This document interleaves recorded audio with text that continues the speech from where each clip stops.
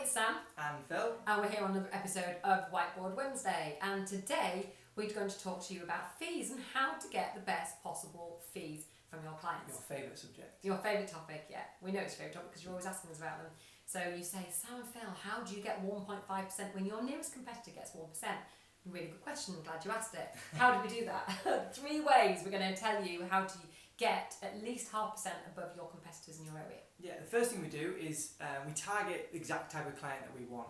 And we do that by positioning ourselves in a certain market and writing educative content and direct mail. That's a good word, that educative, I like that Thank you, word. it took me a while to get it out. And we teach our future clients to listen to us and to trust us and to know us and to sometimes like us. And see us as credible. Yeah. So by the time we go around, they're already educated, and the best thing that they can say to us on a val is either I've read all your letters that you've been sending me, Phil, or I've read all your content, or I've watched all your videos, because we know the getters already, don't they? Yeah. And so fee's just never going to be an issue. Whereas sometimes when you get a referral and the information hasn't been passed on properly, and you know it comes down the line, and they're like, oh, I didn't realise you were that expensive. Well, that's never going to happen when you target. So number 2 is be worth it. I have worked with clients before, who shall be nameless, who were trying to charge 1.5–2% and actually not delivering anything different from their competitors. So how can you be confident about getting somebody the best possible result if you're doing what everybody else is doing, but you're charging even more for it? Why would somebody even listen to you? I spoke to someone the other day and they gave me exactly the same excuses that every other agent makes. There's 50 agents in this town. They're all do the same thing, but I'm different. Okay, how are you different? And he said 2 things to me. He said director viewings, and he said 3D Matterport camera.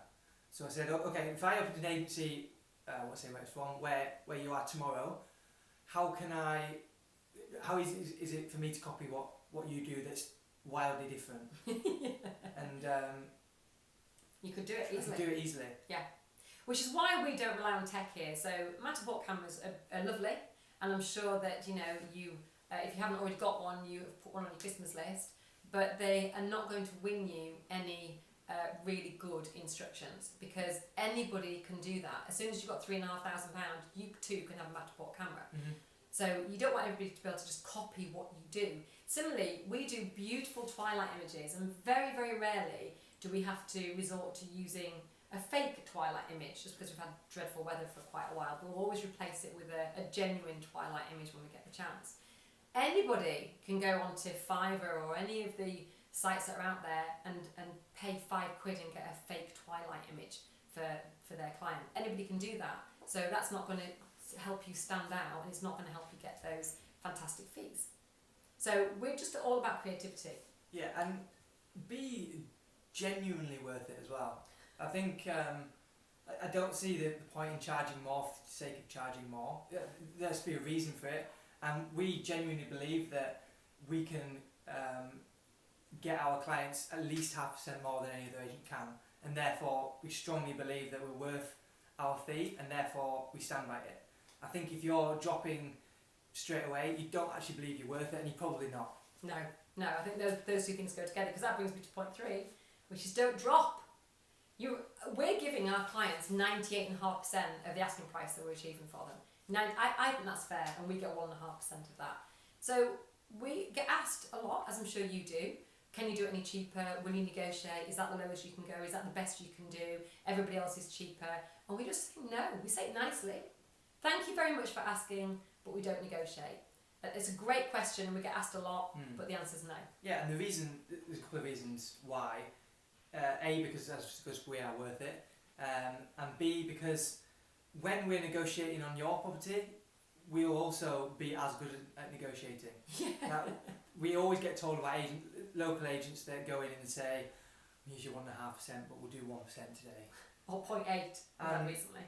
Yeah, and we won it at 1.5. And what you'll find is that if you actually go to homes that are already on the market and you say what fee you're paying, generally they have no idea. No. Because they don't actually care. All they care about is the end result. Didn't you go out to see a val the other day that thought you were 4%? 8. You thought we were 8%. And So I did a deal and charged 5.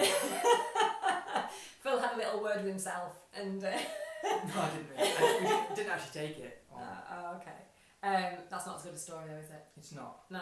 No. But I did have somebody on the phone when I say, what are you paying your current agent? And he went, 3%. And because I know that no agents around here charge 3%, I went, 3%? Really? And he goes, what do I mean 1%? I can't remember. Because it's not important to them. It's only important when you've got 3 ducks in a row. It's not important a year down the line when your house hasn't sold. They genuinely won't know.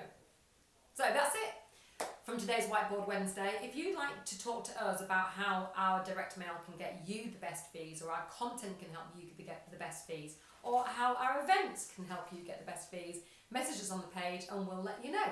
And next Whiteboard Wednesday will be on next Wednesday. So we'll see you then. Bye from me and Phil. Bye.